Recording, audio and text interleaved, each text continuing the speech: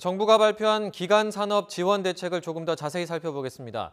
정부가 항공, 해운, 자동차 업계 등에 40조 원을 지원하기로 한 건 이 산업들이 흔들리면 코로나19 사태가 끝난 뒤에도 경기 회복이 어려울 수 있다는 위기감 때문입니다.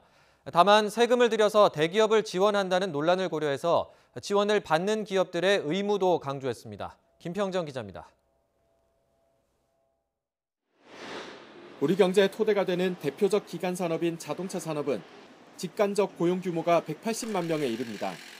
이런 기가 산업이 휘청일 경우 일자리는 물론이고 우리 경제 전체의 도미노처럼 위기가 닥칠 수 있습니다. 정부가 대기업에 40조나 되는 자금을 급히 수혈하기로 한 것도 그런 상황만은 막기 위해서입니다. 40조 원은 채권 발행 등으로 조달하고 산업은행에 기간산업안정기금을 설치해 공급됩니다. 유동성 위기가 급격히 커지고 있는 항공과 해운, 자동차, 조선, 기계, 전력, 통신 등 7개 업종을 기본으로 지원하고 대상을 더 추가할 계획입니다. 기금은 5년간 한시적으로 운용되고 자금 지원 신청은 원칙적으로 법 시행 후 1년 동안 가능합니다. 다만 대기업 특혜 논란을 막기 위해 고용 안정과 도덕적 해이 방지, 그리고 정상화 이후의 이익을 정부와 공유하는 등의 조건을 전제로 할 방침입니다.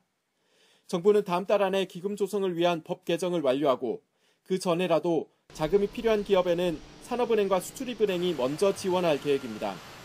이와 함께 정부는 회사채와 단기자금 시장에도 25조 원을 추가로 투입해 유동성을 공급합니다.